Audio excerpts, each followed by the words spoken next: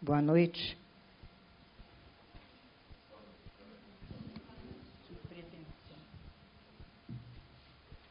Lê sem óculos.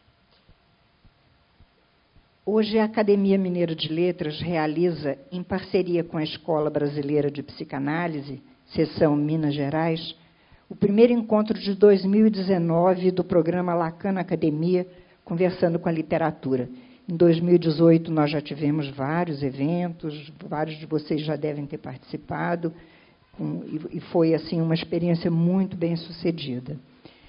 Hoje, eu chamo, então, a diretora da Escola Brasileira de Psicanálise, seção Minas Gerais, Helenice de Castro, que vai apresentar a vocês o tema, os palestrantes e a curadora do evento. Obrigada. Boa noite. Eu gostaria de dar as boas-vindas a vocês aqui presentes hoje nesse primeiro encontro, né, do Lacan na Academia em 2019. Como a Flávia Queiroz mencionou, essa é uma atividade que a gente faz em parceria com a Academia Mineira de Letras e a Escola Brasileira de Psicanálise, seção Minas. A gente está entrando, então, num segundo ano do Lacan na Academia, com algumas novidades, né? Nos 2 últimos anos, nesse último ano, em 2018, essa atividade foi coordenada pela psicanalista Fernanda Ottoni Brisset, que era também a diretora, na época, da seção Minas, da EBPMG. E, no início desse ano, a gente teve uma permutação da diretoria. Eu assumi a diretoria geral da seção Minas da Escola Brasileira, né? E, seguindo aí um princípio de funcionamento da Escola de Lacan, que é a permutação, eu convidei, então, a colega Laura Rubião para poder estar à frente do Lacan na Academia nesses 2 próximos anos. Laura Rubião, né, é psicanalista, membro da Escola Brasileira de Psicanálise e doutora em Letras pela UFMG, e preparou para a gente boas surpresas nos 3 encontros que a gente vai ter nesse semestre aqui no Lacan na Academia. Então, eu queria agradecer a Laura por ter aceito o meu convite, queria agradecer a Inês Rabelo, a Flávia Queiroz, ao Guto Cortes, por nos acolher aqui nessa casa, que é tão importante para a gente, para nós belo-horizontinos. E queria agradecer, por fim, aos convidados dessa noite, Ana Lídia Santiago, Henri Kaufmanner, colegas lá da Escola Brasileira de Psicanálise, em especial ao escritor Michel Laube, que nos dá o prazer da sua presença nessa conversa de hoje. Então, eu vou convidá-los a tomar seus lugares à mesa e vou passar a palavra para a Laura Rubião, que vai coordenar essa atividade hoje. Obrigada.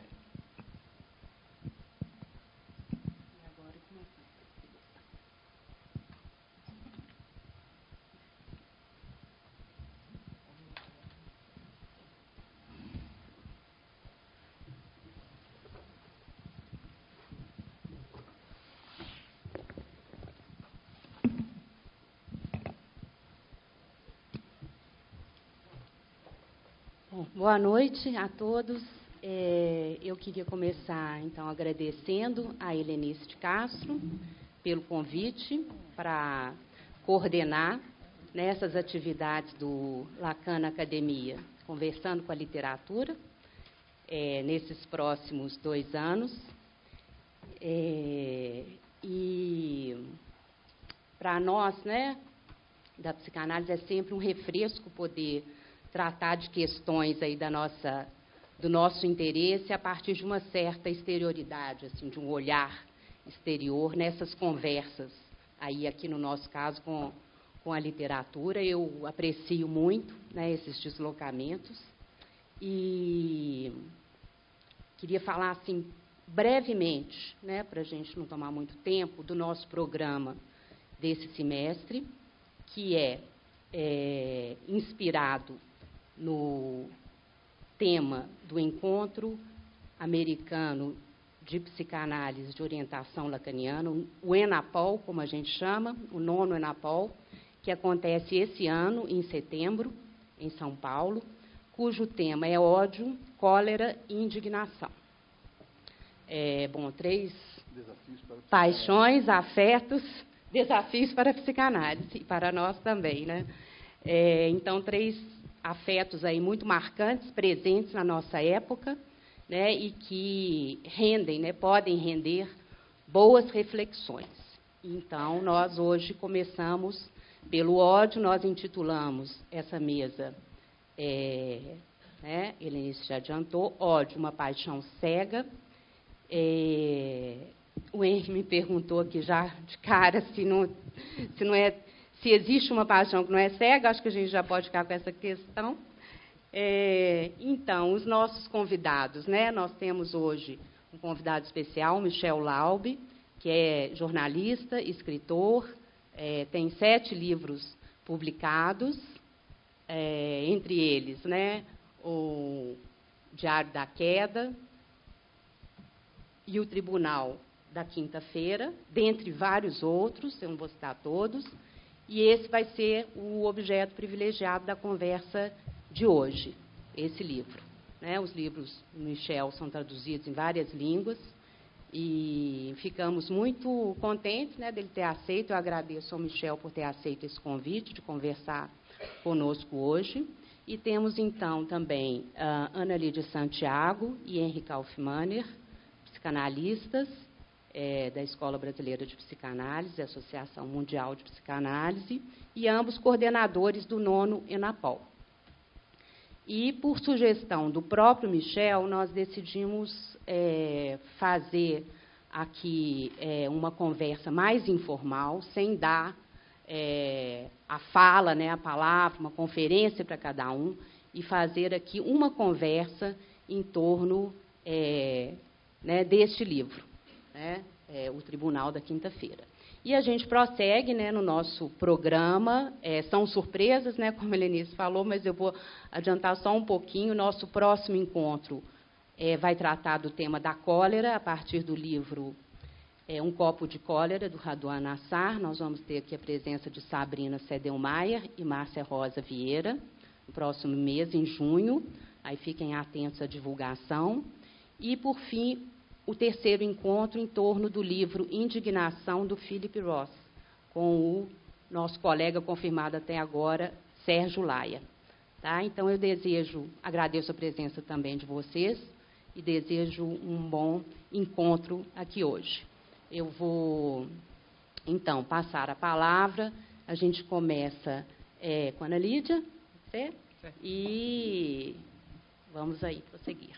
Obrigada. Bom, boa noite para todo mundo.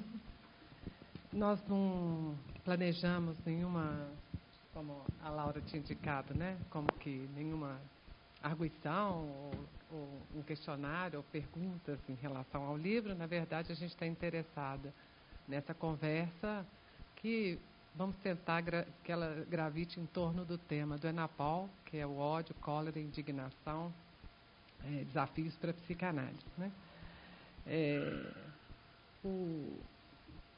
Para preparar um pouquinho essa conversa, vocês sabem, né, que Michel Laub, como já foi apresentado, escritor e jornalista, ele publicou vários romances, e eu anotei aqui só o nome dos títulos dos últimos romances dele, dos últimos que foram publicados nessa segunda década do século XXI, que é o Diário da Queda, de 2011, A Maçã Envenenada, 2013, e o Tribunal de Quinta-feira, lançado em 2016, que é o objeto, essa noite, dessa atividade de Conversando com a Literatura, né?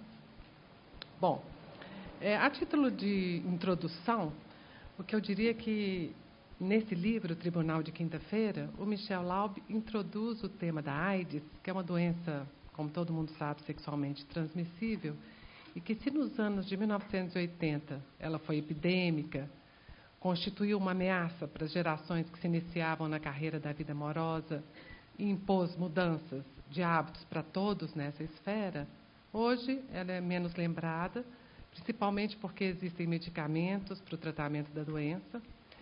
Então, por isso, a AIDS ela deixou o patamar daquilo que antes se apresentou como uma ameaça, como uma figura de horror. E é com esse pano de fundo da AIDS que Michel Laub vai tratar de uma outra epidemia, que é própria desse século XXI, que também introduziu inimagináveis mudanças na experiência humana em geral e na vida amorosa e sexual das pessoas. Que trata-se da internet, do espaço virtual e tudo mais que compõe a chamada era digital em que nós vivemos. A meu ver, se a AIDS ela pode ser comparada à internet, é no ponto em que a presença de cada um desses acontecimentos no mundo, ele introduziu uma queda na ordem das coisas, uma mudança que não pode ser revertida. E mudanças desse tipo, elas podem gerar para algumas pessoas uma nostalgia da ordem perdida, que, embora não possa ser recuperada, ela permanece vivaz como uma ilusão. Então, ilusão do bem, mas tem bem sem mal? A ilusão do amor, mas tem amor sem ódio? Então, vamos deixar essas questões aí para conversa. Eu fiz uma breve resenha do livro, pelo menos dos 4 pontos, mas assim, é um pouco a minha leitura, e tanto se Michel Laub estiver em desacordo, como vocês podem comentar, né? Estamos esperando a contribuição de todo mundo. O Tribunal de Quinta-feira ele é dividido em 4 partes. A primeira parte foi intitulada Uma Sigla, e ela se refere à AIDS e à ameaça de morte que essa doença representou para a sexualidade e para a vida das pessoas nos anos 1980. Ela refere-se, por contiguidade, a outras siglas igualmente ameaçadoras, como a peste, o câncer, a maldição e a maldição da internet.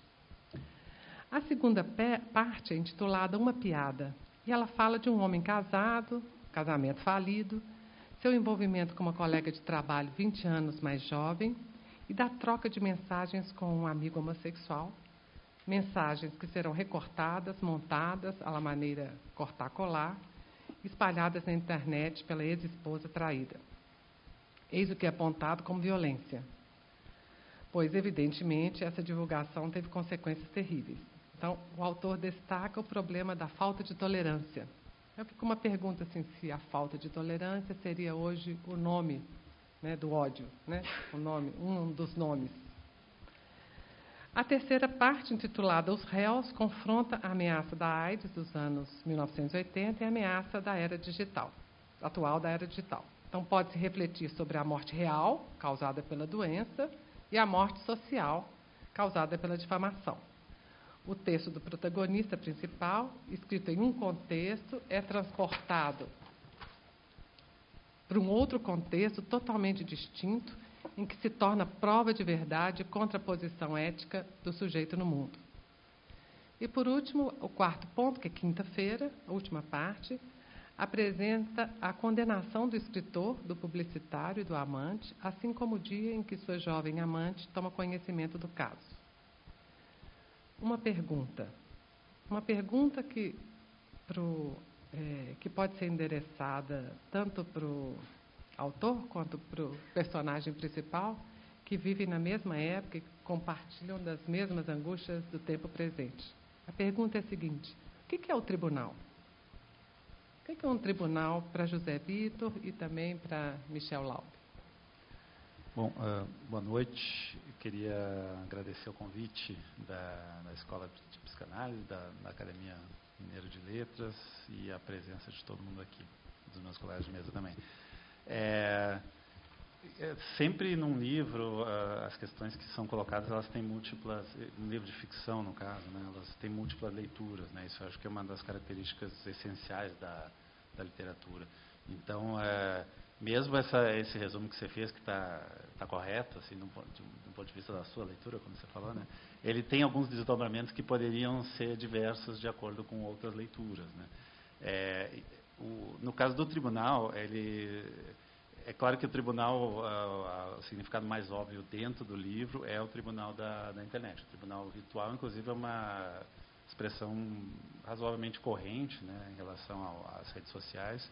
Eu não criei essa expressão nem nada, mas é uma maneira como o personagem se dirige, um pouco ironicamente, ao que seria uma espécie de corpo de acusadores aos quais ele precisa apresentar sua defesa depois de tudo que ele narra que acontece no livro. Eu vejo essa dimensão e vejo também, claro, aí a diferença do personagem pro autor, que às vezes é a mesma pessoa e muitas vezes não é, nesse livro frequentemente não é. Eu vejo uma diferença, assim, um pouco de dimensão em relação ao sentido do termo tribunal, que é o fato de que todo leitor é um juiz também daquilo que lê, né? Então, esse é um livro que trata de questões muito contemporâneas, né, em relação a, por exemplo, a normatização do desejo, a moralidade e tal, e faz uma relação disso com movimentos políticos que são muito atuais, especialmente os movimentos identitários. Então, no momento em que um personagem que tem uma característica de origem, inclusive, por ser um homem branco, de 45 anos, de meia idade, brasileiro, tem um recorte de origem que determina um pouco o tipo de pensamento que ele tem, o tipo de formação que ele tem, o tipo de mentalidade. Ele fala de um ponto de vista no livro que, na minha opinião, assim, na minha intenção, pelo menos de autor, não deveria ser exatamente o ponto de vista meu como escritor, e aí a grande questão da literatura sempre é fazer com que isso pareça ao leitor de uma maneira orgânica.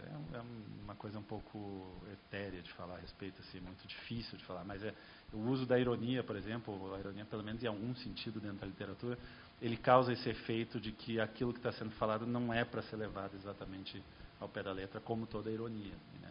Então, no caso, o tribunal é o personagem, do ponto de vista dele mesmo, o personagem o tribunal são as redes sociais, mas eu, como autor, vejo também o tribunal como aquele corpo formado pelas pessoas que leem, né? Por mim mesmo, como autor, e pelas pessoas que leem, que vão deslocar um pouco aquela fala do personagem do sentido literal dela.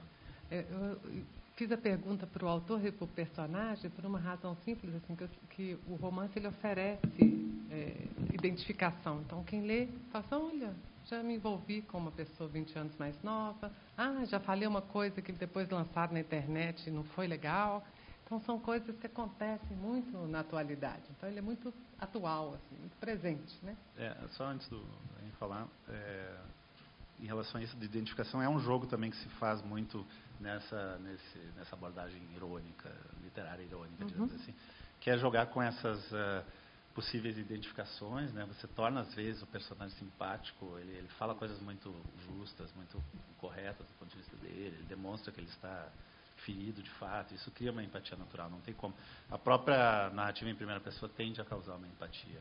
Mas, ao mesmo tempo, aí a habilidade ou não do escritor é botar ali no meio algumas armadilhas que deslocam um pouco esse envolvimento. Então, em alguns momentos da trama em que tudo parecia muito razoável, aquilo que ele estava falando, ele faz alguma pequena revelação que demonstra que, na verdade, a história não é bem aquela que ele está contando, ou pelo menos tem outras camadas, né?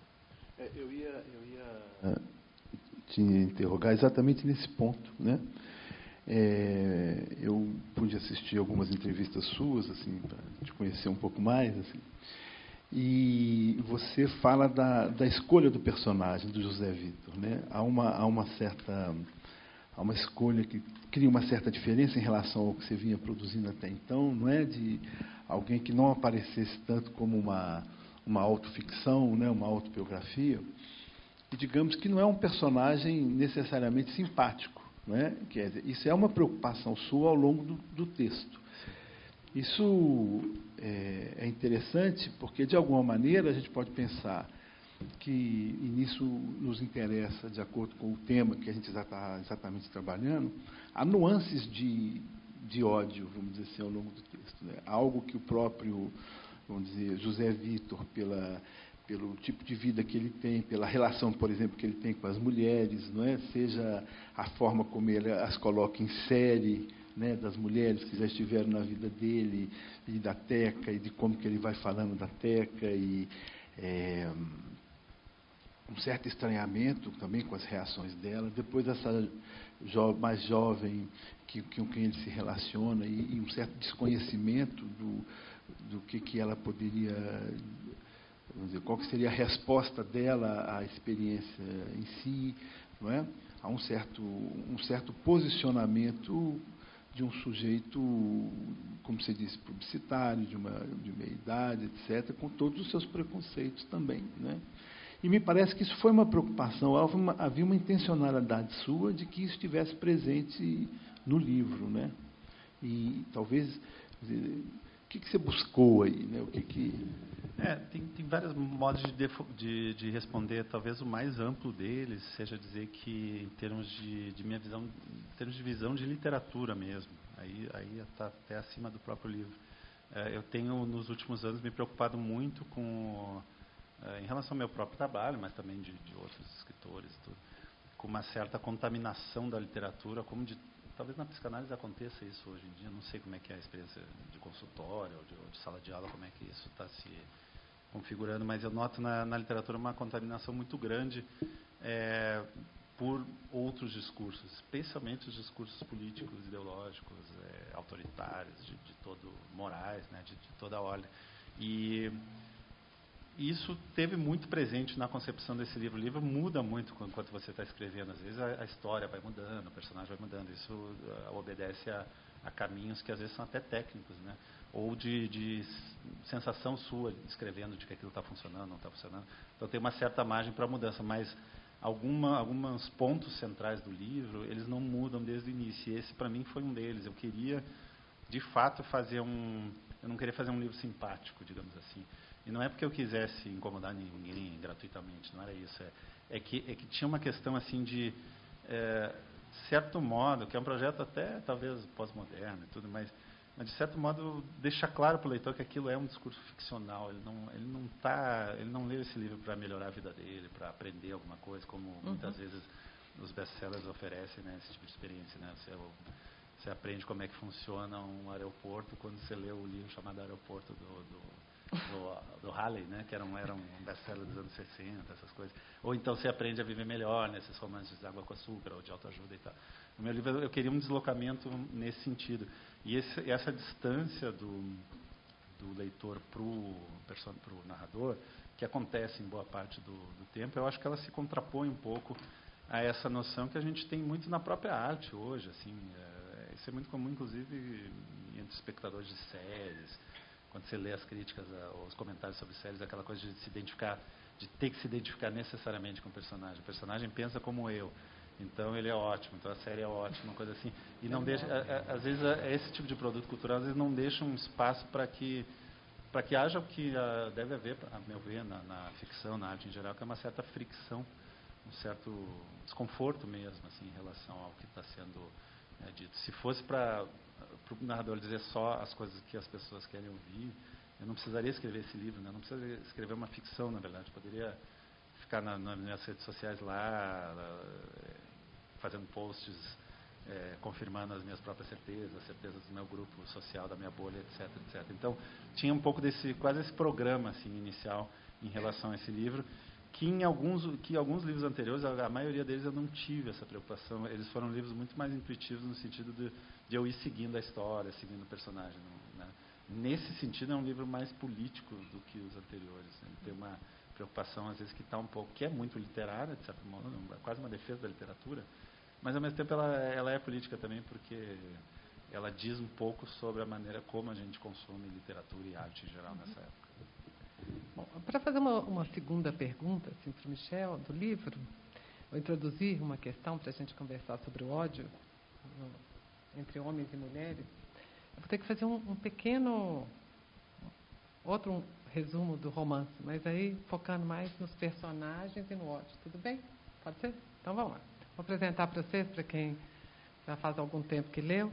O José Vitor é o personagem principal e ele é o narrador da história. Ele é publicitário de profissão, conheceu Walter, um amigo homossexual, na faculdade.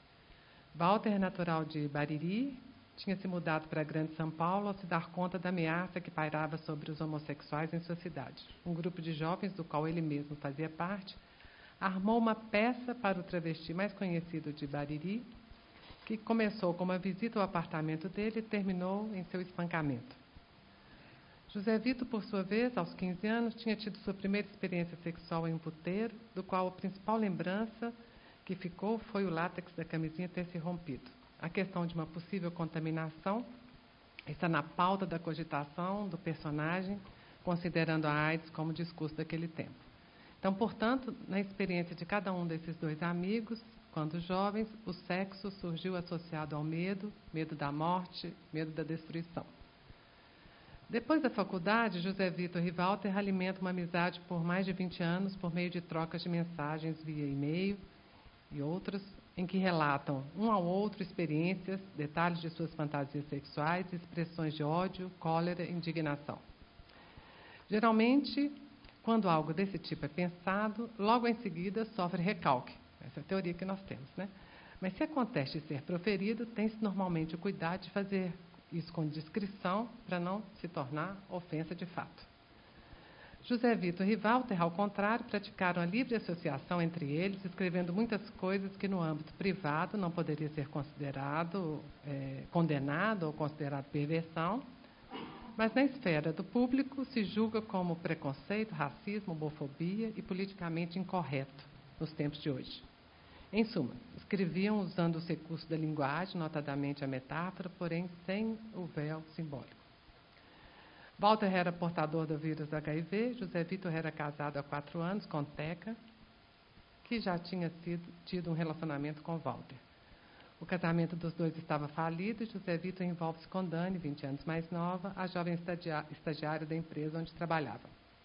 Depois da separação, Teca encontra a senha do computador do então ex-marido, lê a troca de mensagens entre os amigos e toma conhecimento da traição. Aí, ela faz um compilado das mensagens, lança na internet, os expondo da pior maneira para acesso e julgamento dos amigos e colegas de trabalho. A mulher quer ver sangue, quer sentir o peso do ódio.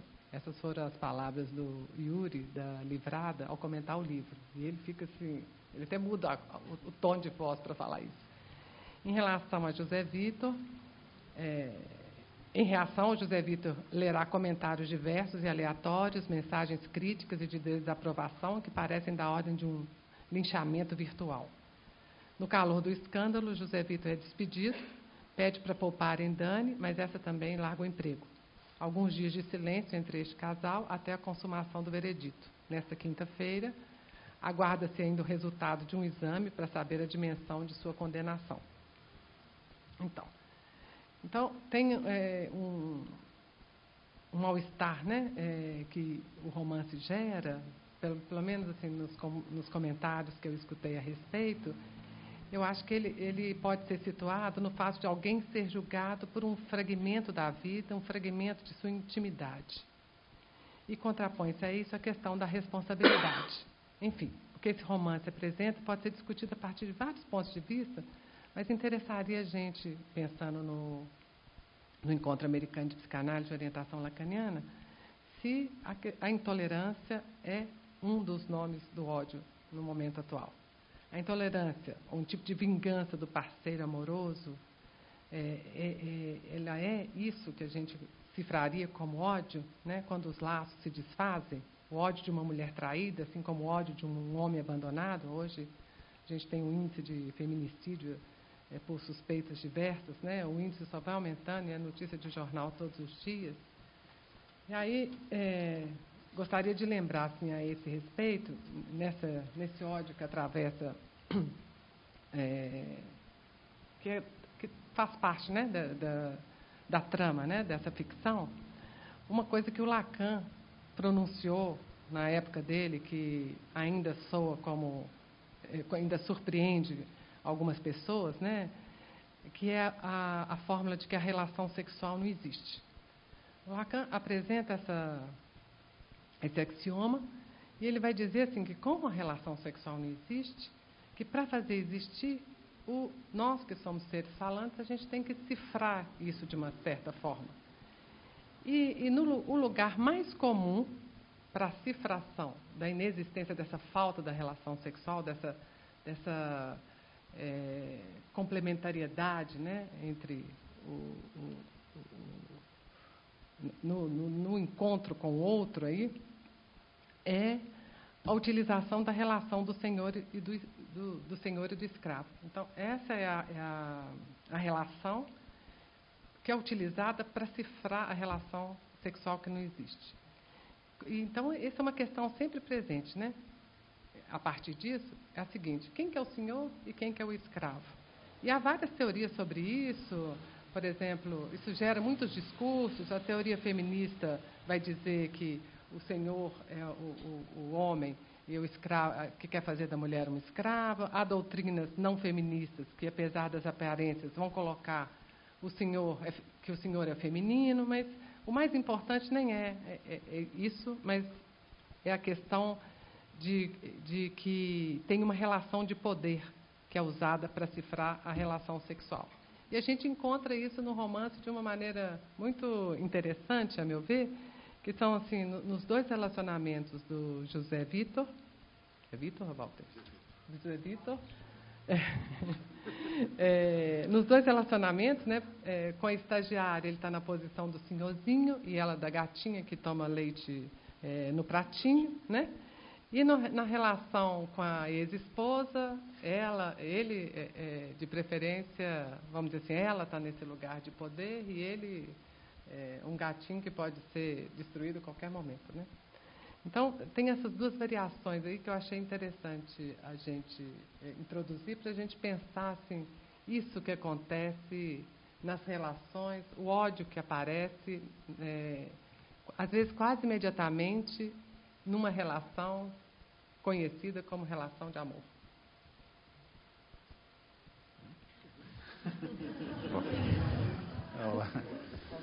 É uma longa resposta, né? Possível.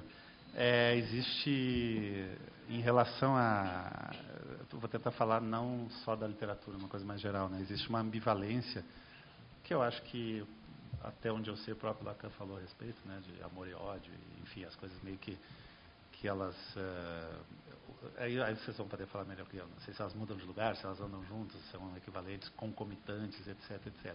No caso de uma relação que são essas relações colocadas no livro, certamente existem polos diversos disso que você chama do polo do senhor e do escravo, por exemplo, em relação à menina de 20 anos, sim na fantasia, digamos, encenada, entre quatro paredes, ali entre os dois, mas na verdade quem está no comando total é a menina, né? Porque ela faz o que quiser dele, ele está na mão dela por estar apaixonado. E em relação à mulher, a ex-esposa, é o contrário, né? Ela está talvez ali na superfície do livro como algoz dele, porque ela expôs tudo, mas no fundo quem fez o mal de verdade para ela inicialmente foi ele, porque ele largou, né? Ele traiu, ele saiu do casamento. Então essas coisas elas andam, esses sinais de positivo e negativo, a meu ver, assim, leigamente, eles sempre se invertem muito durante as relações. O que eu acho que há coisas conscientes no livro, coisas inconscientes, mas uma coisa que se tornou bastante clara para mim ao longo do processo do livro, de escrever, e se tornou consciente num ponto em que ainda era suficiente, ainda era possível eu mudar algumas coisas no livro para que isso aparecesse mais claro. Isso é muito comum durante o processo de escrita. Então, o que me pareceu claro foi que a gente está vivendo um momento em que, e aí daí o paralelo com o surgimento da AIDS, em que a questão do desejo ela está em completa dissonância digamos, com a moral vigente. Não que alguma vez ele tenha tido consonância total, né? Sempre o desejo é uma coisa meio desviante do que é uma norma, até porque o desejo é algo que a gente não controla, então ele naturalmente, né, por essência, ele é algo que nos incomoda na vida, porque a gente não escolhe de quem a gente gosta, o que a gente gosta, etc, né? Mas em determinadas épocas, aí a história entra, né, como no caso desse livro, em determinadas épocas essa dissonância fica mais evidente. E assim como lá no início da epidemia da AIDS, que a AIDS, de certo modo, ela tirou... É uma coisa muito curiosa quando você olha a história do movimento gay, dos direitos do movimento gay, como integrante do movimento dos direitos humanos nos Estados Unidos. A comunidade gay nos anos 70 nos Estados Unidos era considerada uma comunidade narcisista, egoísta, que não participava de luta política, de fazer culto ao corpo, que era consumista, até porque por questões naturais ali, de não ter filhos na época, não era tão comum casais gays adotarem crianças, então eram casais que tinham mais dinheiro, eles podiam consumir mais, então era uma comunidade muito ligada a uma visão individualista, digamos, da sociedade. Isso mudou muito com a epidemia da AIDS. É curioso porque eles se organizaram de uma maneira que hoje, inclusive, é imitada, emulada, assim, muito por movimentos sociais hoje de militância. Algumas estratégias que eles usavam na época acabaram depois sendo incorporadas por outros movimentos de minorias e tudo. E isso surgiu porque justamente a AIDS ela tirou essa barreira de visibilidade que existia do desejo, digamos, na época. Uma pessoa, um sujeito gay dos anos 80, ele não podia mais esconder muitas vezes que ele era, porque ele acabava ficando doente, ou o amigo dele, ou a comunidade toda que estava em volta dele. E isso forçou as pessoas a uma aparição pública, digamos. E aí esse choque entre o desejo e a moralidade causou uma onda moralista nos Estados Unidos muito grande, né? Uma onda, foi um dos momentos mais puritanos da história de um país que já é muito puritano. Enquanto o desejo está escondido e a hipocrisia consegue lubrificar ali as relações sociais, o puritanismo ele consegue fingir que as coisas não estão acontecendo, digamos assim. No momento que há essa eclosão, isso deixa de ser possível. E com a tecnologia das redes sociais também isso, de certo modo, aconteceu, porque no caso desse personagem, não é o único exemplo possível, mas no caso dele, acho que é um exemplo que é bem familiar a todos aqui, houve um choque entre, digamos, o desejo dele, que é um desejo bastante corriqueiro, assim, entre casais, tanto homens e mulheres, de traição, ou de fim de desejo, de fim de casamento, e aí isso causa problemas na relação, casos extraconjugais, etc. Mas no momento que você tem uma tecnologia que consegue tornar isso público em larga escala, coisa que antigamente não era possível, você torna essa discussão sobre essa questão moral que seria talvez privada, inevitável numa esfera pública maior, digamos assim. Isso me permite tomar um ponto que você faz uma pergunta quando você faz a sua primeira resposta, em que você diz que a sua preocupação com o livro era que é um livro político, não é? E que há uma invasão de discursos. Eu achei interessante, você pergunta assim, se na psicanálise a gente também não vive isso, não é? Esse é exatamente, vamos dizer assim, a inspiração desse encontro que nós estamos organizando. Quer dizer, quando a gente coloca ódio, cólera, indignação, desafios para a psicanálise, né? Isso tem a ver exatamente com esse encontro de algo que invade não só os consultórios, mas a prática do psicanalista nas instituições, nas redes de saúde, etc.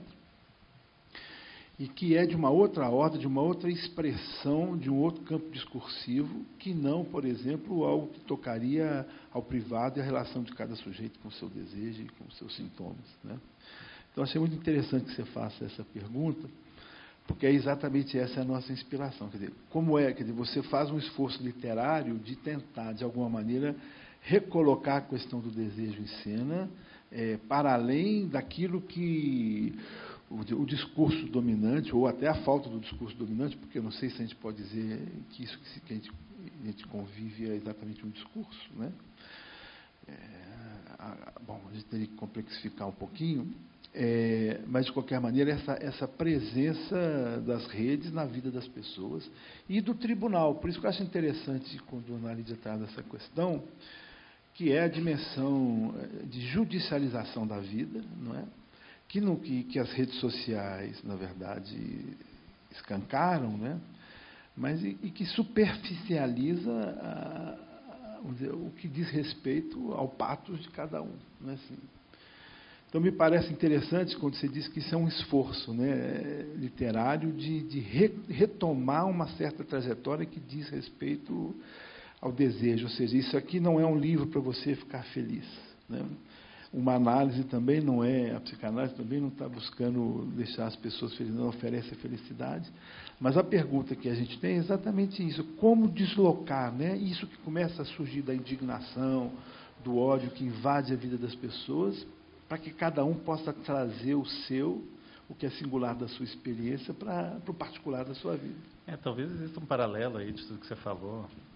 Me ocorre um exemplo que, me corrija se eu estou errado, mas Por exemplo, uma interferência do discurso público moral, da moralidade da época no trabalho do próprio psicanalista. Por exemplo, cura gay, né? É uma questão bem midiática e tudo. Não deixa de ser uma coisa que tem um paralelo com o que acontece no livro, que é aquilo, o sujeito lá tem um desejo e existe um instrumento ali, que é a psicanálise, né? Não é para melhorar, não é para a pessoa ser feliz, né? Mas é para autodescoberta, enfim, para ampliação de horizontes, para autoentendimento, né? Do que é, de como a pessoa mesmo lida com o seu próprio desejo e tudo. E aí tem um discurso externo, que é o discurso moral, que tenta impor a isso algo que é anticientífico, de qualquer forma, né? Sabidamente algo que não funcionaria, porque contraria algo básico, que é o desejo, né? É uma tentativa de controlar o desejo. E digamos que no livro existe uma coisa muito parecida, porque o desejo desse personagem, aí não vai julgamento nenhum, isso é literatura, né? A literatura tem os personagens trágicos, né? E a tragédia, às vezes, é justamente essa, o personagem cujo desejo, ou seja, o destino dele, o destino íntimo dele, está em completa oposição ao discurso moral da época dele, né? Existe um paralelo, por exemplo, com a comunidade gay dos anos 80, digamos assim. Hoje o público gay é bem mais aceito, né? O sujeito gay é mais aceito, mas ainda sofre muito preconceito e tudo. Mas isso foi uma luta com militância e tal. Esse sujeito do livro, ele tem uma fantasia sexual, que é de objetificação feminina e tal, que é absolutamente contra o que é uma coisa que ninguém não se pode admitir em público, e, no entanto, é uma fantasia dele. No momento que aquilo não é um crime, ou não é não está lidando com pedofilia, ou com zoofilia, ou coisa do gênero, com não consentimento, é uma fantasia que pode ser exercida se houver concordância do outro lado e tudo, só que isso está completamente fora do que se espera hoje, né?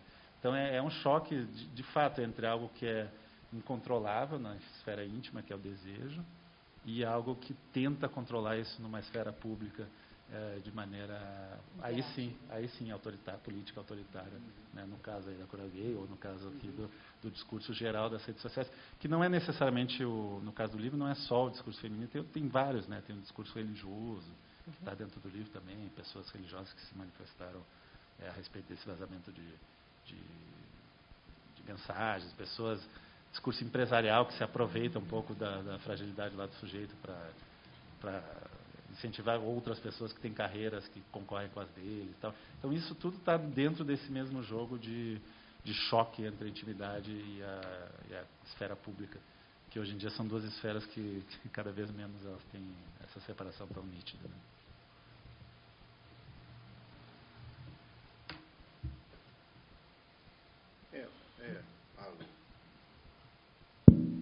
Porque, por exemplo, no que diz respeito à psicanálise, né, no campo no ódio, né, quer dizer, o ódio ao outro é um ódio a si mesmo, né? Então, assim, o que essa judicialização e que essa redução da vida das pessoas a like ou dislike, né, parece uma arena romana, né, com o dedo para cima ou o dedo para baixo, né, assim,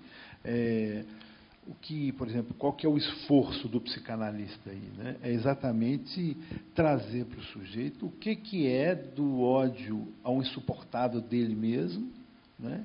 Que está, de alguma maneira, lançado aí na superficialidade, na banalidade da rede social, por exemplo, ou dos movimentos de segregação do mundo contemporâneo, né? Então, quando a gente propõe esse encontro, é exatamente tentando resgatar isso, assim, trazer o que é isso. A gente aprendeu com Freud, com Lacan, quer dizer, a nossa ideia de o que nós somos se faz por uma segregação daquilo que nós não reconhecemos como nosso. Isso já é algo que nos marca a partir de uma certa inscrição no registro do ódio, né? Mas somos nós, né? Somos nós. Então, eu acho interessante esse esforço que você teve de trazer um personagem que, de alguma maneira, colocasse isso em questão. Assim. Quer dizer, é um tribunal que é difícil, vamos dizer, você ter um veredito sobre esse sujeito, né? Assim, que coloca uma interrogação sobre o preconceito e as ideias de cada um, né? É curioso isso, porque a minha experiência com esse livro, em relação às pessoas gostarem do livro, não gostarem, ou gostarem do personagem, não, é muito ligada ao tipo de viés que a pessoa tem. Eu noto muito rapidamente, assim, né? É muito curioso. Isso sempre acontece. Mas eu quero crer que, mesmo com o viés ali, a pessoa possa, de algum modo, sei lá, refletir. Eu não tenho grandes pretensões com a literatura de mudar as coisas e tal, mas se eu conseguir um pouquinho causar no leitor individual algum deslocamento e tal, já é uma coisa suficiente. Você falou no negócio do like, o like como metáfora de um afunilamento do que seria a experiência humana, né? Em gostei, não gostei, sou assim ou não sou, que é uma experiência muito típica de redes, né? Acho que quase todo mundo deve estar em rede, eu estou também. A gente nota isso muito, é tudo muito simplificado, até por uma questão quantitativa, né? Tem muita gente participando do debate ali ao mesmo tempo, naturalmente o denominador comum vai ser mais baixo, assim, em termos de complexidade e tudo. Então, a vida, a experiência nas redes sociais é essa, de simplificação da realidade. E o que a literatura faz sempre é tentar, boa literatura, não imagino, tentar mostrar como as coisas não são tão simples como elas parecem. Eu acho que a psicanálise é a mesma coisa, né? Você pega, digamos, aquele problema que está na superfície do sujeito, a neurose, seja o que, e vai lá e vai investigar aquilo para ver o grau de complexidade daquilo. Claro que são operações completamente diferentes, né? Na literatura isso se opera muito, um pouco como nesse livro, você tem uma superfície ali que é o vazamento lá das mensagens da esposa do narrador. O que aconteceu você vê pelos e-mails, tá? Muito rapidamente você se dá conta ali do que está em jogo, da trama, digamos, da trama aparente, mas o que é aquele sujeito é outra coisa. Ele conta toda a vida dele, ele vai até a adolescência, ele faz muito jogo de linguagem, inclusive, né? Por isso que eu falei no início do resumo dos capítulos, né, que a Ana Lídia botou ali, aquelas brincadeiras com uma sigla, uma piada, também elas têm referência, têm relação com a linguagem, né? Esse uma sigla, ele é um primeiro capítulo de, sei lá, 60, 70 páginas, que ele não usa a palavra AIDS, por exemplo. Ele fica brincando com os nomes, com os apelidos antigos da doença, peste gay, esse tipo de coisa, porque justamente o que ele está falando, a gente tem aqui um problema de linguagem, tem um problema de como chamar as coisas, né? Muito do que eu estou passando, diz o narrador, né, se deve ao fato de que eu fiz piadas indevidas com temas que são hoje sagrados e tudo. Mas será que pelo fato de eu ter feito piada, os temas deixam de ser o que eles são? As coisas que eu chamei com nomes ofensivos, elas deixam de ser o que elas são, né? Então, um pouco é isso. E o livro, estruturalmente, literariamente, ele joga com essas coisas também. Isso também é um jeito de mostrar quem é esse sujeito, né? A habilidade dele com a língua, por exemplo, faz parte da personalidade dele. Ele não é só o cara que fez uma bobagem um dia, escreveu uma coisa errada ali e está pagando por isso. Não, ele manipula muito bem a linguagem também. Então, isso faz parte, eu acho, dessa complexidade que só no gostei, não gostei, a gente é incapaz de chegar, né? Mas o termo tribunal, a gente estou tentando puxar um pouquinho mais para a questão do ódio. Porque o termo tribunal, ele esconde um pouquinho o julgamento que é feito da ex-mulher traída que lançou as mensagens na internet. Então, é dito pouco a respeito dela, como foi a causadora de todo o problema que o novo casal vai sofrer, né? Quando você fala que Michel defendendo, né, o personagem, você fala assim, tem a questão do desejo, é uma questão fantasmática. Ok, a gente vive entre quatro paredes, mas é o desejo também, e a gente desconhece o desejo pode acontecer de qualquer maneira. Agora, tem um conceito da psicanálise que serve para a gente balizar um pouquinho se a gente está no campo do desejo ou não, que é o conceito de gozo, né? Então, inclusive, quando a gente fala do ódio, a gente está falando de um gozo que antecede o amor narcísico, ele está lá primeiro, ele desaparece, mas fica um resto, e esse resto vai reaparecer sempre. Não, o sujeito não consegue ver isso que está nele, porque isso foi substituído pelo amor, o amor a ele mesmo, a algo, a uma pessoa, a alguém, ou alguma imagem que corresponda ao que foi possível apagar desse ódio. Mas ele permanece lá, esse ódio permanece em latência, ele permanece ali na base das relações, na base das comunidades, na base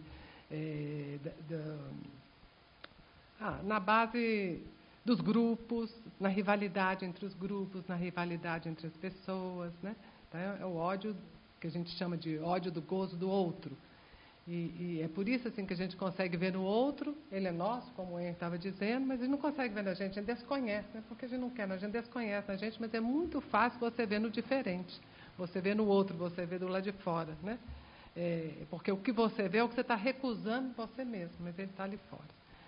Bom, agora, voltando então na questão do desejo, o gozo é o balizador do desejo, porque tem o desejo que é construtivo, vamos dizer assim, e tem o desejo que está mais voltado para a destruição, para a pulsão de morte, para isso que nós estamos chamando aqui, tentando situar na palavra do ódio, né? E aí a gente vê assim que as escolhas do José Vitor levaram ele para uma situação muito... ele perdeu tudo, entende? Então, assim, será que a gente pode defender isso ainda como desejo? Se tem essa perda, assim, sabe? De tudo que ele tinha, de todo lugar que ele estava, dos anos de trabalho. Só interrompendo, desculpa, mas é um pouco um personagem trágico, é isso, né? Desde a Grécia, né? Alguém que perdeu tudo por... Mas existe tragédia no século XXI? Ou tem a questão do gozo, assim, né? Sabe, assim, porque aí a gente entra mais no campo fantasmático, porque às vezes você acha que você está desejando, mas você está completamente mergulhado na fantasia e você vai se estrepando. Né? Não, eu entendo o que você fala, mas tem uma questão nesse livro que é o seguinte: ele não escolheu. Ele escolheu, ele tem o desejo, tudo, ele vai cumprindo a coisa, mas existe uma interrupção no meio, e aí também tem paralelo com a coisa da arte lá dos anos 80, porque não eram para aquelas coisas, não era para aquelas mensagens via público, elas vieram por uma questão, por uma facilidade que surgiu com a tecnologia tal, que está além da possibilidade de vontade do próprio personagem. Assim como o sujeito gay dos anos 70, 80, a AIDS surgiu no meio do caminho, ele não teve tempo de se cuidar em relação a isso, de tomar precaução, até porque não sabia como se fazer isso na época, né? Então, com a tecnologia aconteceu muito isso, existe esse paralelo, assim, muita gente foi pega no meio do caminho, usava e-mail no início, usava celular de maneira muito descuidada e não se percebia ainda o potencial de estrago que aquilo tinha. Então, as pessoas que foram pegas nisso, naquele primeiro momento, elas até tinham uma certa inocência, digamos assim. Hoje não dá mais para ter essa inocência. Você não sai escrevendo qualquer coisa no WhatsApp, porque você sabe que a pessoa pode fazer uma print lá e aquilo é público, na verdade. Na época não se tinha tanta dessa noção. Então, acho que só tem esse parênteses em relação ao possível assim, desejo dele de destruição, né? Não que não existisse, mas acho que não era nesse grau especificamente em relação a isso da tecnologia, né? O outro mal do José Vitor é a tecnologia. O da Teca é o José Vitor. O outro mal da Dani é a empresa. E assim a gente vai circulando. Assim. Eu acho que me parece que se tem uma coisa, me parece que se tem uma coisa que a tecnologia produz, as redes e tal, é o fim da dimensão trágica, né? Porque de certa maneira o que você coloca tem alguma coisa do destino e tal, mas como você disse, tem uma virada aí que é o surgimento da internet, como que isso de alguma maneira muda a história do personagem, né? Mas ele não cria um destino novo, assim, não é aí que está o surgimento de um novo destino, digamos assim, e vira um destino, de certo modo, né? Como? Explica melhor. Novo destino. Você diz assim que acabou com o destino porque não é uma escolha da pessoa, porque no meio do caminho apareceu um troço que desviou o rumo, né? Então não se pode falar numa linearidade, né, do início até o fim. É verdade, mas quando surge esse fato novo cria uma situação de inevitabilidade também que vira um destino, né? Assim, de certo modo, a internet, as redes sociais, essa possibilidade de vazamento de mensagens privadas para público, ela criou uma tragédia para muita gente. É claro que é uma coisa meio randômica, né? A gente não sabia quem que ia ser afetado por aquilo ou não, mas que alguém ia se ferrar nesse negócio, ia se ferrar, não tinha muito como escapar disso, né? Cada tecnologia nova que surge, ela deixa muito estrago pelo caminho, né? E a gente tem visto isso assim desde aquela época acho que até do início do computador, estava vindo de lá para cá, rede social, depois smartphone. A gente vai vendo agora com a coisa de dados, né, de coleta de dados, tudo. A gente vai vendo paulatinamente o cerco se fechando diante dos indivíduos. E aí eu acho que isso causa uma impressão geral, acho que a maioria das pessoas, ou muita gente aqui deve ter essa impressão, de que não vai escapar em algum dia de algum problema em relação a isso. Pode não ser uma tragédia absoluta em relação à vida e tal, pode não acabar com a vida, mas a gente está preso a algo que é um destino, de certo modo. Né? A gente não tem mais como fugir desse cercadinho das corporações, de tecnologia, etc, etc. E de algum modo ou outro a gente vai acabar dançando essa música, né?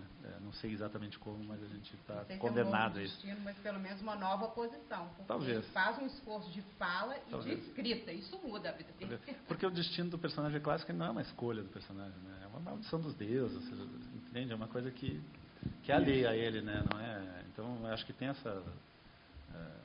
tem um pouco isso no livro. É uma escolha dele até um certo ponto, mas de outro modo é uma tragédia que aconteceu na vida dele, o fato de ter a tecnologia, o fato da mulher ter descoberto aquilo, são acasos também que acontecem ali no meio, né? E que acabam causando o desfecho todo do livro e tudo.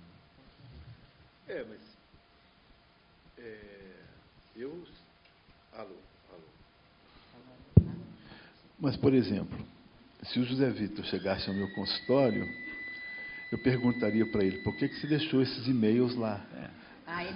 Por que ele deu a senha? Por que ele deu a senha na casa? Quer dizer, ele não deu, né? Ele deixou. Esqueci. Quer dizer, você, né? Isso é o tipo da pergunta, né, que nós adoramos fazer, né? Mas é curioso isso aí, né? Porque há a diferença, né? A abordagem psicanalítica toma o livro como, enfim, os personagens como, eu acho bem interessante. Você transforma o personagem como se fosse uma pessoa real, né? Numa situação real. Do ponto de vista do escritor, isso é meio anticlímaco se falar isso, porque às vezes são questões muito técnicas do livro. Esse momento da senha foi muito difícil de resolver essa situação narrativamente. E às vezes você resolve a questão narrativamente com um recurso que está no limite ali do, sabe, romance do século XIX, que a Juliana lá do Essa de Queiroz, do Primo Basílio, esquece um troço. Né? Romance sempre tem isso, é uma coisa meio, está no limite do inverossímil, porque assim, quer um exemplo, por exemplo, eu escrevi esse livro ali eu comecei em 2013, 14, saiu em 2016, mas eu comecei antes, eu demorei uns 3 anos para escrever. Nessa época já estava começando o WhatsApp. E eu estava ainda naquela coisa, putz, será que eu vou usar e-mail ainda? Porque já estava ficando obsoleto, o e-mail já é obsoleto, as pessoas não trocam mensagens íntimas hoje por e-mail, né? Na época já estava começando esse movimento. Aí tecnicamente era um problema, porque o WhatsApp não tem esse vazamento possível, ela não tinha como descobrir o WhatsApp deles, a não ser entrando no celular dele, eles já estavam separados, ela não tinha mais acesso ao celular. Então era um problema. Mas mesmo com o WhatsApp ainda tem WhatsApp. Não, teria, mas assim, dentro da verossimilhança do livro, ela não estava mais... Ela não tinha acesso mais ao celular deles, não estão morando na mesma casa, entende? Então isso assim, fez com que boa parte das mensagens tivesse que ir para trás no tempo. Essa mensagem de dimensão de 2008, 2009, é um passado do personagem Walter, né, do amigo dele. Então são questões que não parecem, às vezes, para o leitor, mas que são devidas a dificuldades, às vezes, técnicas do escritor. E aí, depois que o livro está pronto, você trabalha nele para deixar tudo o mais natural possível, aí vem o psicanalista perguntar. Acontece. E é curioso, mas ele não está errado, porque o livro ele cria uma vida própria, isso que é legal também na literatura, né? Mas é que como eu sei como é que eu fiz, eu não consigo responder, não, ele de fato deixou, né? Seria uma mentira da minha parte. Tem um colega nosso da Espanha que vai dizer que os 3 preceitos básicos da internet, que é o sonho de todo internauta, é acessibilidade, disponibilidade e anonimato. Então, para a vida sexual. Então, os 2 primeiros é até fácil, acessibilidade e disponibilidade, mas o anonimato é o passo em falso, vamos dizer assim. Mas já houve uma ilusão muito grande, né, de anonimato.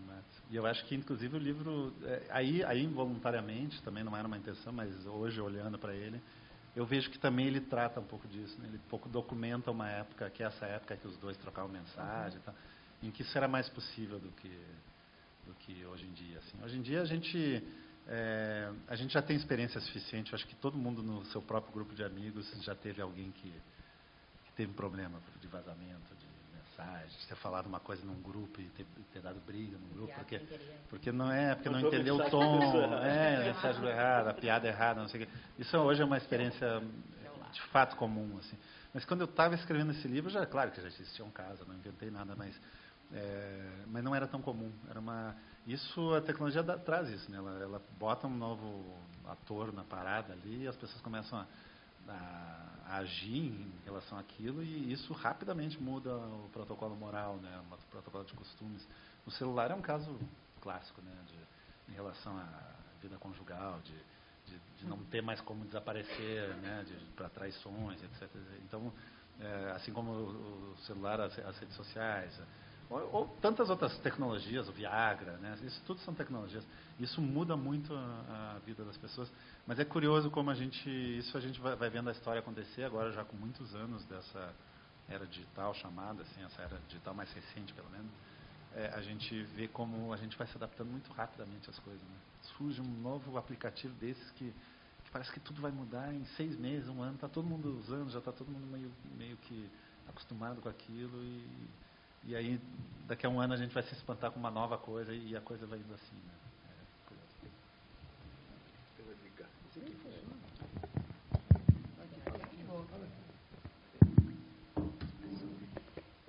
Eu acho que a gente podia compartilhar um pouco a palavra, passar ao público, já tem algumas pessoas assim se manifestando, mas eu queria antes só uma pequena pontuação, assim, o que me trouxe uma surpresa nesse livro à medida que eu fui entrando na trama foi justamente isso de que eu acho que nos toca muito aqui ao nosso tema, dessa questão do ódio de si e o ódio ao outro, e dessa mistura aí entre a interioridade, o que é interno e o que é externo, é que não há, pelo menos a meu ver, nenhum juiz nessa história, nenhum promotor que não seja réu também. Todos eles. E a Ana Lídia fez o resumo aí, ela entregou o que parece um detalhezinho no final, porque, em princípio, parece que ela está, apesar de impulsiva, vingativa, mas ela está se defendendo, ela foi a mulher abandonada, mas, no finalzinho, tem o detalhe de que ela não foi contaminada, não apenas contaminada, mas ela também contaminou, porque ela teve um caso anterior com o outro personagem, que era o soro positivo, que era o amigo dele. Isso é um pequeno, isso surge no final. Então, eu acho essa cena muito interessante do livro, que, nesse momento, ele é muito ponderado, ele fala lá, ele vai pondo os podres para fora, ele se reconhece, eu fiz mesmo isso, porém, né, e ele vai mostrando os lados, esse narrador, mas, nesse momento, ele fala assim, ela pode vir caminhando e sentar aqui no meu lugar, que agora ela está no lugar de ré. Né? Então, eu acho que esse ponto toca muito a nossa discussão aí entre isso, que é essa alteridade interna, né? Aí que, a partir dessa discussão sobre o ódio. Mas eu acho que a gente pode... Patrícia já está levantando a mão, Lucila. Patrícia.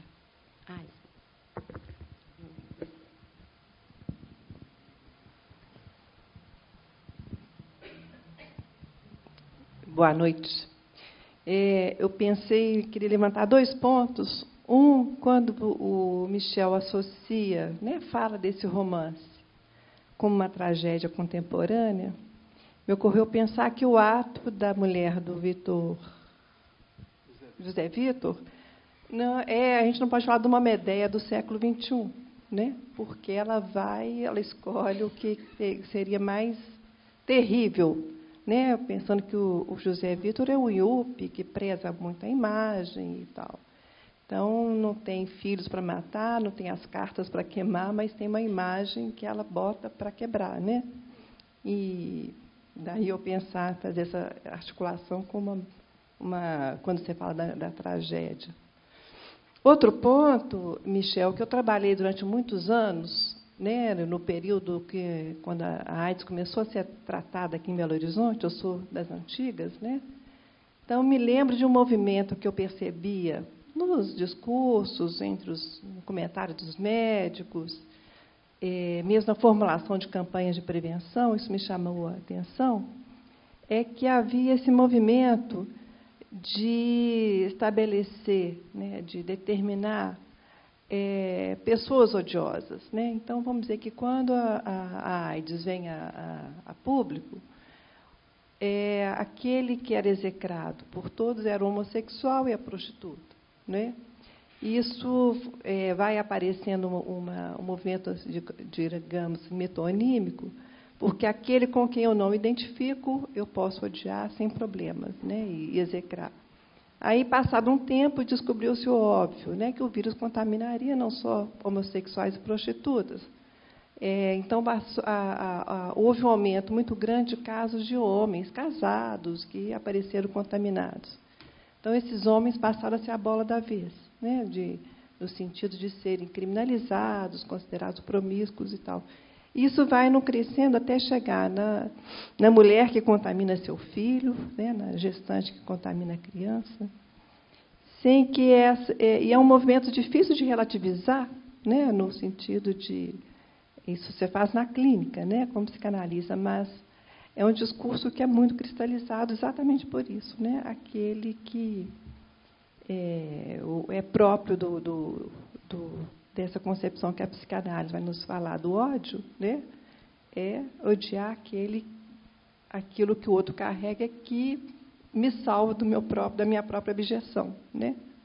O ser abjeto é o outro exatamente para que eu não tenha que me haver com aquilo que eu tenho de abjeto. Então, isso era muito, muito evidente, sabe? Como que, às vezes, as próprias campanhas eram tomadas por esse ódio, né? No sentido de insinuar um certo julgamento tirânico sobre prostitutas e tudo mais. Então, era só isso que eu queria observar. Na pesquisa para o livro, eu não fiz tanta pesquisa, inclusive porque eu tinha muita memória, né? Eu tenho a idade do Nador, nesse sentido, está muito presente tudo aquilo. Mas eu ainda fiz, assim, hoje em dia o YouTube tem muita coisa da época, né? E debates. Sim, eu entrevistei assim, eu mais ou menos escrevi, depois conferi coisas técnicas sobre a doença que eu não sabia, que tem um trecho pequeno do livro que fala disso, assim, é bem pequeno, mas tem lá.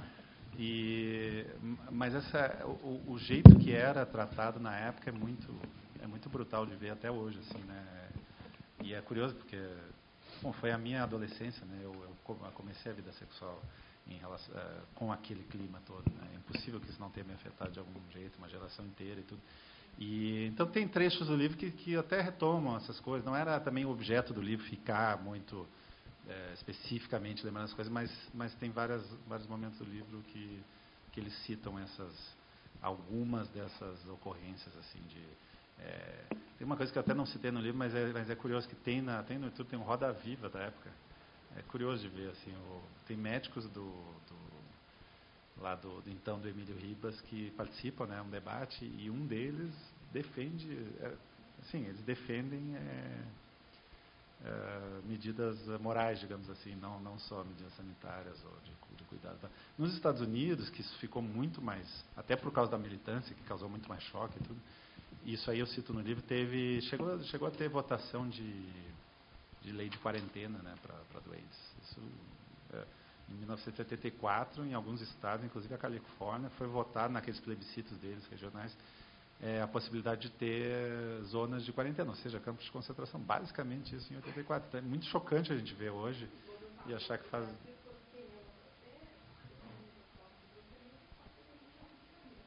O Quem Ama Protege, eu cito no livro, né, mas o Quem Ama Protege, ele foi dentro dos slogans bom, você sabe disso, né? Ele foi uma certa evolução, a meu ver, em relação aos slogans anteriores, que eram muito piores. Se você não se cuidar, eles vão te pegar, e essas coisas, né? Tinha vários, tem um que eu cito ali, que era João amava Maria, que era poema do Drummond, né, que era João amava Maria, que amava José, não sei quem, que morreu de AIDS. Não, tem bem, essa parte é bem complicado. Sobre a sua outra questão em relação à personagem da mulher, teve isso aí, muito rapidamente, é uma questão bem complexa para mim na época, foi uma questão difícil para mim na época que eu estava escrevendo, que foi a decisão de dar voz ou não à mulher, a esposa dele, no caso, né?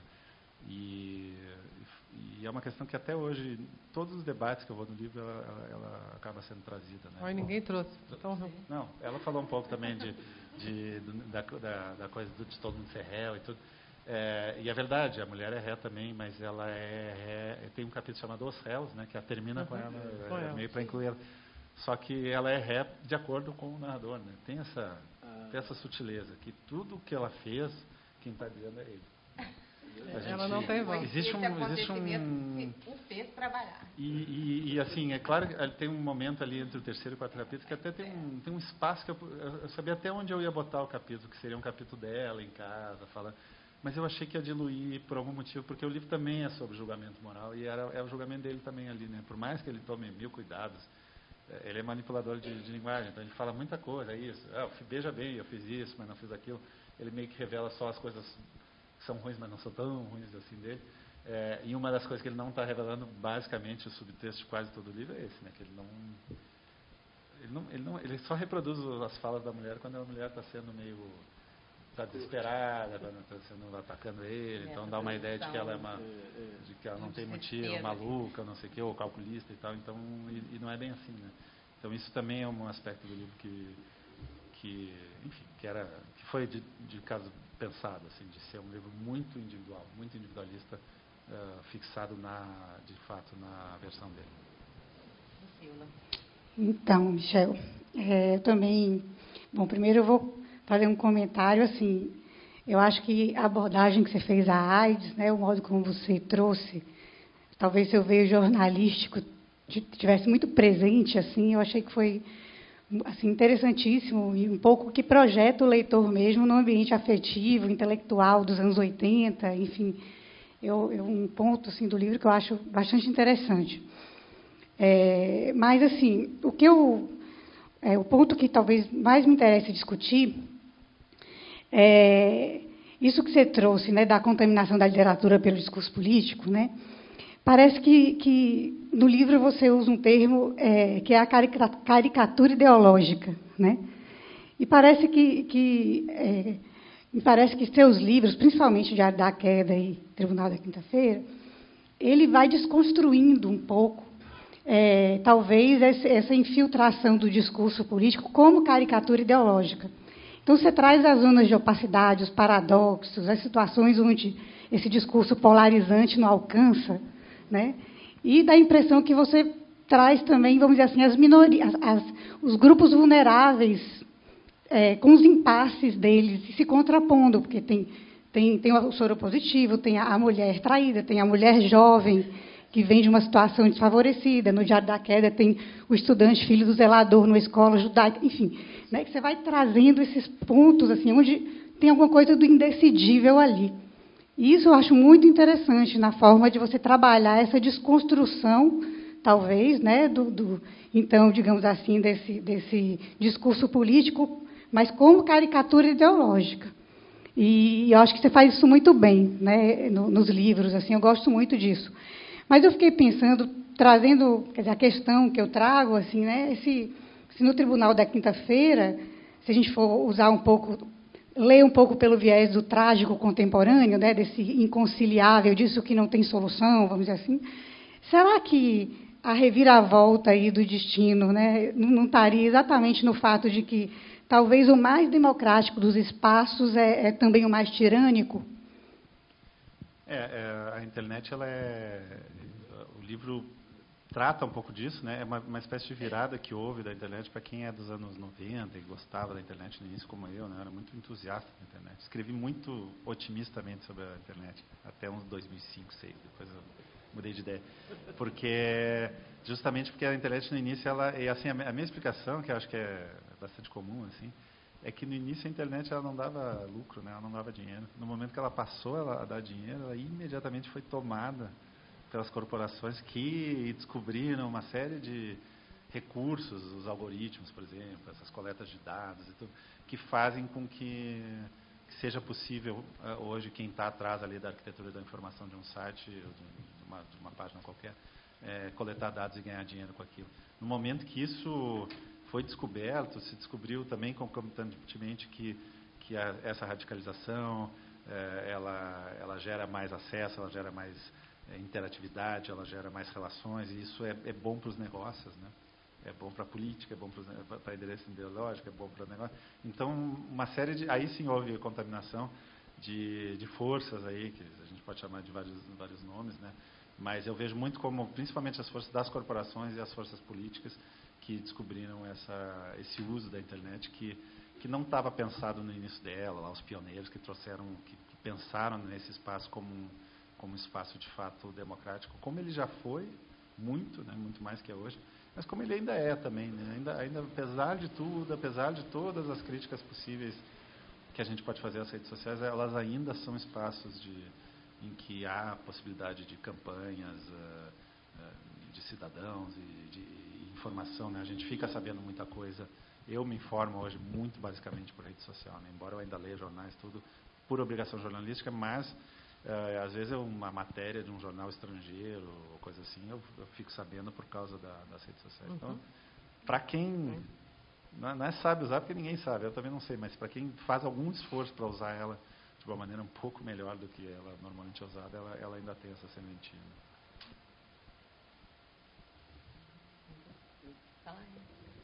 Tem mais uma pergunta. Oi, boa noite. Eu não tenho tanto conhecimento próprio da psicanálise, sobretudo do Lacan, sou mais da literatura mesmo. E aí, inicialmente, eu queria concordar com ela sobre essa construção das personagens nas suas obras, porque essa tensão entre algoz e réu, ela acontece quase em todos os livros, assim. Essa coisa da complexidade do sujeito que não é maniqueísta, né? Esse sujeito em camadas que, tanto no Diário da Queda, o aluno judeu, o aluno filho do zelador, que sofre pela perseguição e depois se coloca como contrário, né? Ele vai perseguir e praticar bullying novamente contra o narrador. Então, você tem esse sujeito mais aprofundado. E quando você falou da construção da empatia, né, de um sujeito irônico, de um sujeito que não é para ser simpático, mas essa linguagem em primeira pessoa, quando você usou a referência de séries, né, fiquei pensando até em House of Cards, por exemplo, que é um sujeito extremamente cínico, irônico, que não era para você ter empatia por ele, mas o tempo todo você meio que adere àquela quebra da quarta parede e a sedução dele ali. Mas, por outro lado, também estava pensando a coisa do sujeito que é julgado só por um fragmento e essa tensão do privado e do público. Eu queria pensar um pouco e perguntar também por esse lado da análise, né? Porque se a leitura é também o leitor julgando o que lê e aquele espaço totalmente privado da leitura e o espaço privado dos e-mails dos amigos, né? E se a análise não é também esse espaço privado, que, claro, tem todas as suas regras, as suas leis, aquilo não pode ser extrapolado dali, mas será que aquele espaço do e-mail, por mais politicamente incorreto e babaca que fosse ali, não era também esse espaço de não ser julgado e que é quebrado nesse momento, que a terapia meio que consegue controlar e dar limites? Não sei, acho que... Eu não sei se eu entendi. Certamente que numa análise a gente preza para que isso seja privado, assim, né? Não sei se é isso que você está perguntando. Não sei se...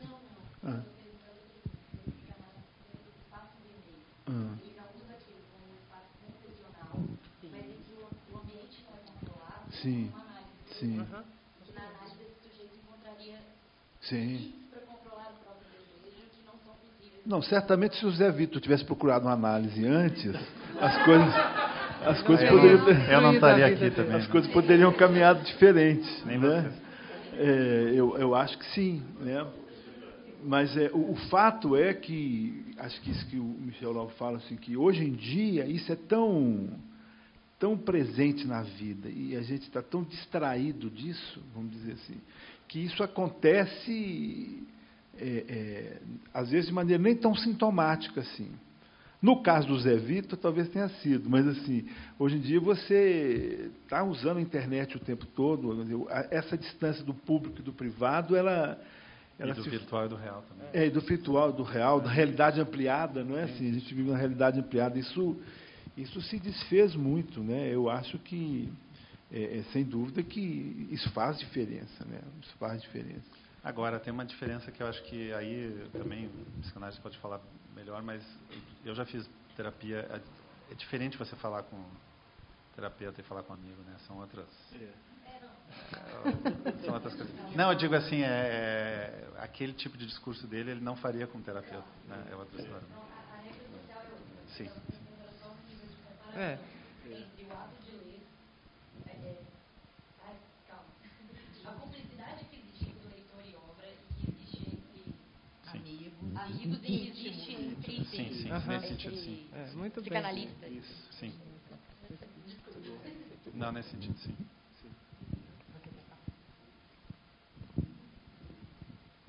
Bom, também não tenho conhecimento de psicanálise, essas coisas, vim aqui mais como leitor mesmo, mas algumas questões que me ocorreram foi, você citou ter começado a escrever o livro mais ou menos em 2013, 2014, até que ele saísse em 2016, né?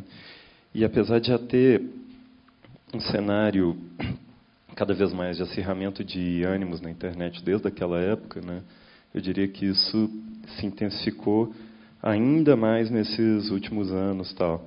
E ainda que o José Vitor não seja um personagem propriamente simpático, né, tal, como ela mesma falou, acho que é inevitável, quando você conhece a história a partir da perspectiva dele e que você vê um sofrimento dele em algum nível, sabe, tipo assim, mesmo o do Walter, que estava tendo aquela conversa com ele, né, usando aqueles termos escatológicos, os dois sendo escorraçados, pô, você vê quanto o Walter sofreu perdendo amigos assim e tal, né? E é curioso, né, na medida em que acredito que muitas até das pessoas que leem o livro, talvez num tribunal de internet com um contato só com as mensagens poderiam condenar assim e tal, sabe? Então acho que isso leva a uma reflexão dos próprios leitores no sentido, poxa, quantas camadas tem por baixo do que eu estou criticando. Mas, enfim, o que eu gostaria de perguntar é se, de alguma forma, você antevia esse acirramento dos ânimos e se você acha que, com isso, né, nesses últimos anos, que o livro ganha nova luz, né, tipo assim, é possível fazer novas leituras e isso muda um pouco a maneira como ele pode ser encarado, pode até, tipo assim, aumentar a importância, dar uma nova atribuição. E, além disso, você tinha falado na questão que existe o julgamento também dos leitores, né? Em algum momento, seja por crítica ou por algumas pessoas demonstrarem uma não empatia com o personagem, que você fala que você vê de cara quando você conversa com alguém, se simpatizou ou não, você se sentiu condenado? Não, condenado sim, mas a leitura do livro, como eu falei antes, ela obedeceu muito o viés. Eu notei muito nesse livro, até pelo tema, né? Porque vou dar um exemplo do Diário da Queda, para quem não lê, é um livro sobre uma experiência de um menino judeu, e eu sou judeu, né? Então é uma coisa que foi muitas vezes confundida com autobiográfica. Esse aqui já era um pouco diferente, porque o personagem não sou eu, é uma outra profissão. Coisas meio básicas assim já fazem as pessoas se afastarem da ideia de que é autobiográfico. Isso é meio natural e tudo. Então, o Diário da Queda, por exemplo, entre a comunidade judaica, que eu achei, quando eu estava escrevendo, eu achava que eu ia ser banido da comunidade judaica para sempre, por causa daquele livro, ele teve mais repercussão positiva do que negativa. É curioso. Assim, isso talvez até venha dentro de uma tradição de um certo tipo, pelo menos, de judeu, que é essa coisa da dialética, né, do rabino, não sei o que, eles gostam desses debates. Então, ficou uma coisa interessante, embora algumas partes da comunidade não tenham gostado, eu sei que não gostaram. Né? Mas como era eu escrevendo, era sobre judaísmo, eu sou judeu, um negócio lá que se passou num colégio que era parecido com um colégio que eu tinha. Parecia que eu tinha uma, digamos assim, dentro daquela ideia de que, eu não acho que é um livro de autoficção, longe disso, mas dentro de uma ideia de autoficção é uma coisa de autoficção é um gênero literário que o autor se coloca como personagem e tal. Isso aí, existia uma questão de credibilidade que ninguém discutia em relação ao Diário da Queda. Até hoje eu nunca tive esse tipo de crítica em relação ao Diário da Queda, no sentido de que eu não teria autoridade ou credibilidade para escrever aquilo. Com o tribunal já foi bem diferente, porque, assim, digamos que eu tivesse escrito do ponto de vista da mulher, da Teca, né? Eu teria sido totalmente, né, teria sido bastante acusado de estar me apropriando de uma voz de que era feminina, que não é isso. Isso é uma discussão da literatura nos cursos de letras, né? Não sei se é das letras, mas é bastante presente hoje, bastante séria. Isso foi até um dos motivos que me fizeram escolher não dar voz para a Teca em determinado momento. Eu queria o narrador, era um ponto de vista daquele cara, com os preconceitos dele, com o background dele e tal, mas isso aí, para mim, era algo muito interessante até nesse sentido, assim, de entrar nessa discussão. Posso falar sobre esse assunto? Um homem pode falar sobre feminismo, ou é proibido? A ficção chegou a um ponto em que o autor tem limitações quase de autocensura ou de censura externa para falar de determinados assuntos. Eu posso falar sobre um personagem gay, como o personagem do livro, sim, eu não sou gay, então eu posso falar ou não posso. Isso estava muito presente no processo de escrita do livro e teve muito presente no processo de recepção. Então, em relação, por exemplo, ao Diário da Queda, eu tive bem mais críticas, bem mais... Enfim, são debates, eu acho até legal, justo, válido, não tem problema nenhum. Já fui nas universidades, quando me convidaram para vir aqui, eu achei bom, porque, em geral, como psicanalistas, não tem tantos problemas, mas quando eu for em curso de letras, eu sei que eu vou tomar um massacre ali, vai ter 8 perguntas, mas por que tu fez não sei o quê? E super na boa, não estou me queixando mesmo não é nada agressivo nem nada, mas são debates que, dentro dos cursos de letras, eles estão muito presentes, porque tem essa questão, né, identitária muito forte. No momento em que nos últimos livros eu comecei a tratar disso, né, como ela falou mesmo, dessas questões eu comecei a causar um pouco mais de barulho e também receber um pouco mais de barulho. Sobre o livro ser atual ou não, tem um lado que eu acho que, em essência, ele continuou o mesmo. Se intensificou, sim, era previsível, mas eu não sou grande adivinho, era previsível porque a tendência das redes é essa. Olha o que aconteceu com os Estados Unidos, com o Brasil, né? O livro saiu em 2016, e ele saiu em outubro, o Trump foi eleito em outubro. Eu não podia adivinhar que o Trump seria eleito, mas eu podia...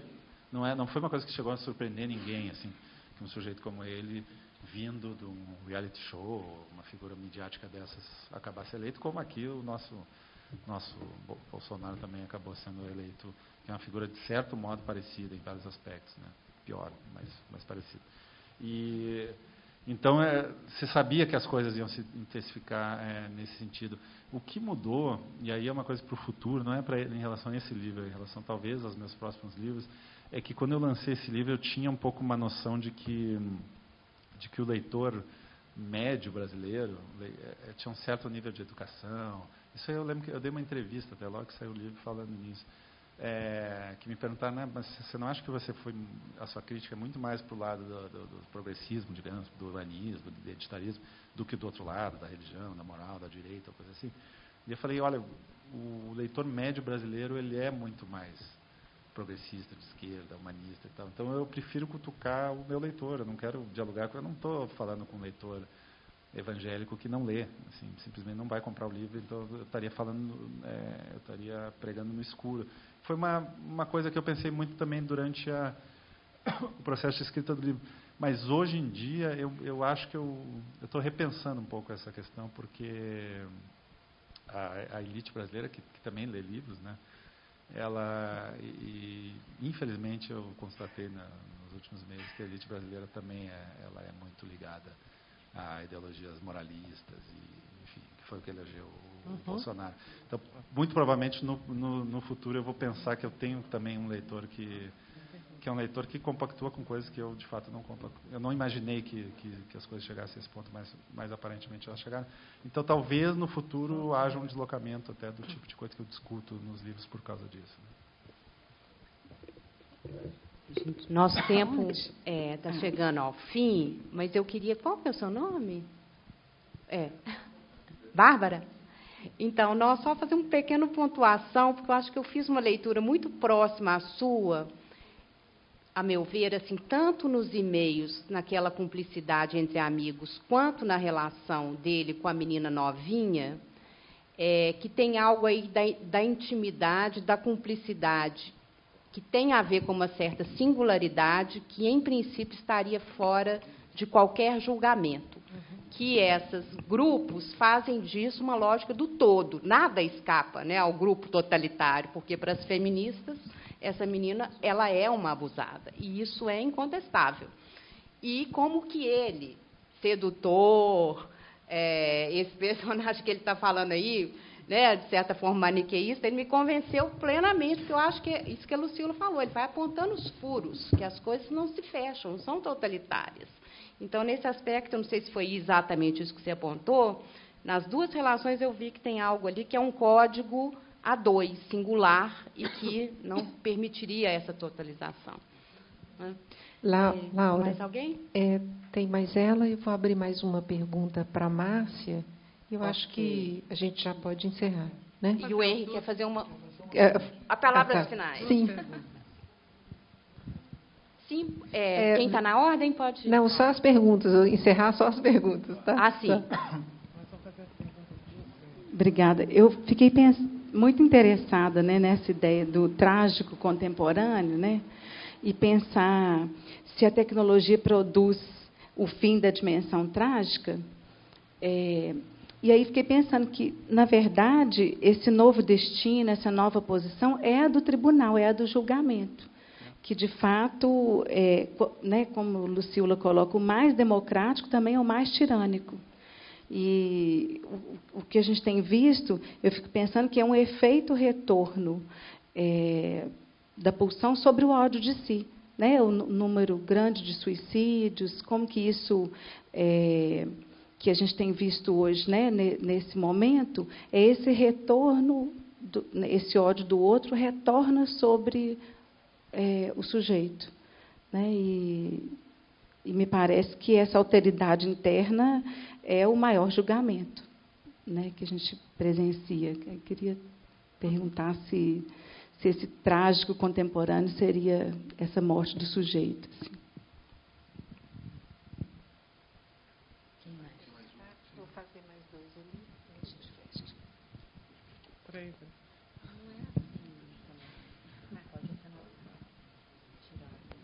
Ô, Michel, a minha pergunta é de letras mesmo, né? Nós estamos aqui com os alunos e, assim, eu queria ver o que você pensa disso. Quando a gente examina os títulos, pelo menos de 3 das suas obras que estão aqui na minha cabeça, né, que é A Maçã Envenenada, O Diário da Queda e O Tribunal da Inquisição, eu fico sempre pensando que você usa metonímias e que deixam um todo para a gente ir nela. Tipo, O Diário da Queda. Então, essa queda não é só a queda do Bar Mitzvah, é uma queda muito maior. E Tribunal da Quinta-feira, eu não consigo não pensar em Tribunal da Inquisição. Você falou. Né? Então, e a maçã envenenada, então, é óbvia. Né? Então, assim, eu queria perguntar assim, sobre essa questão mesmo da linguagem, porque eu penso que, muitas vezes, você dá um start, não vai até o fim, esperando que o leitor o faça. Sim, eu acho que tem um pouco uma herança do meu início de carreira, que eu era contista, daquela linhagem de subentendidos, sabe? De nunca revelar exatamente. Acho que eu mantive um pouco isso até nos romances, que não são bem romances, são quase novelas, eles são curtos, né? Então eles deixam um certo espaço para... Eu nunca completo os personagens. Esse exemplo da esposa aí do Zé Vitor é o caso. Não é um livro de personagens complexos, tridimensionais. Sempre tem um narrador, mas o narrador não fala tudo, ou fala meio manipulando. Então tem esse espaço, eu gosto dessa ideia. Eu acho bem contemporâneo, né? Certo? Obrigado. Mas eu acho que é uma coisa, em relação, por exemplo, à rede social, a gente vê, as pessoas postam, né, por escrito, muitas coisas.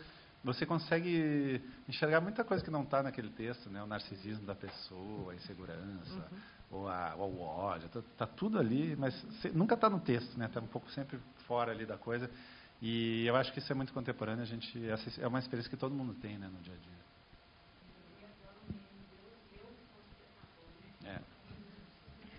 Eu tinha pedido para fazer a pergunta antes, mas eu fiz questão dela só para poder destacar, porque porque eu fiz uma associação breve aqui, foi um primeiro lampejo, que conecta a ideia de trágico na contemporaneidade com o trágico clássico. Eu lembro de quando eu estudei Fundamentos da Literatura Grega, há 13 anos atrás, tem 2 conceitos que são importantes, que dimensionam o herói trágico. A Teresa Virginia destacava muito isso, que é a híbris e a hamartia. A híbris é a desmedida e a hamartia, que foi a palavra traduzida como pecado na Bíblia, inclusive, que é a falha trágica. Então, tem algo, esses conceitos, né, eles estão ligados ao destino. Geralmente, a professora destacava de que houve outra híbris e hamartia antes, inclusive no Édipo, de que foi uma falha do Laio, de que rompeu as regras do anfitrião da casa, como hóspede, e que faz com que toda uma geração, inclusive da Antígona, que vai cometer híbris e hamartia também. Isso tem a ver... Por que eu fiz questão de dizer isso? Porque é interessante que continua o conceito de tragédia, nesse sentido, ele é muito próximo ainda, inclusive, somos ainda sujeitos trágicos, que se ultrapassa a medida, se entrega aos limites do gozo, ele pode falhar, nesse sentido que ele pode ser entregue a um destino catastrófico, que é diferente do destino trágico. Assim.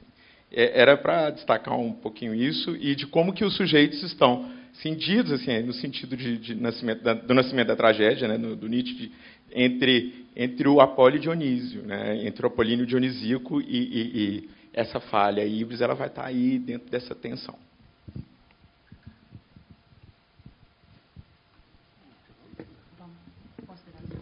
Não, eu vou fazer uma pergunta final, assim, que é um pouquinho...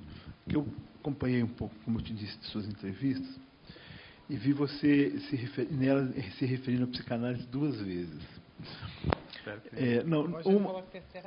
Uma você fala que fez terapia e se compara um pouco ao processo da escrita, como fazer uma análise, uma coisa assim, né? De certa maneira, você já falou sobre isso.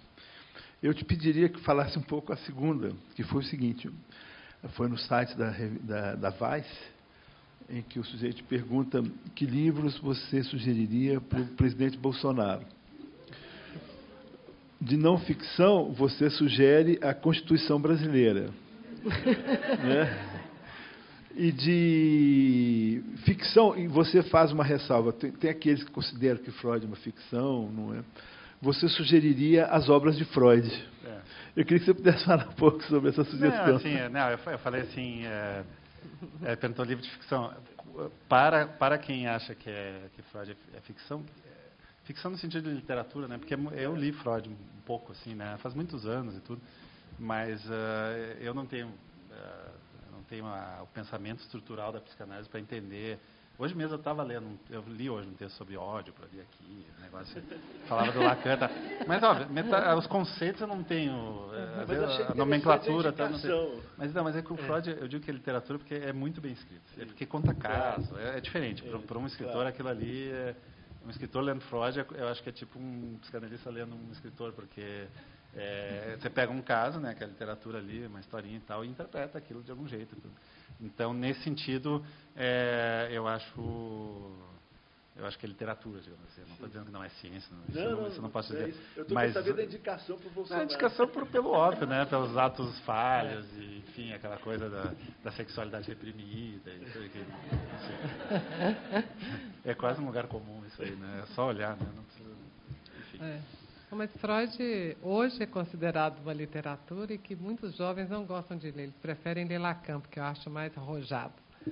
Mas o Freud tem historinha. Tem historinha? Tem historinha, é bom. E não sei se vocês perceberam que hoje a gente tentava falar do José Walter, da Teca e de Vitor. Walter, não sei porquê. É outro. A gente tentava trazê-los como personagens reais, e você sempre...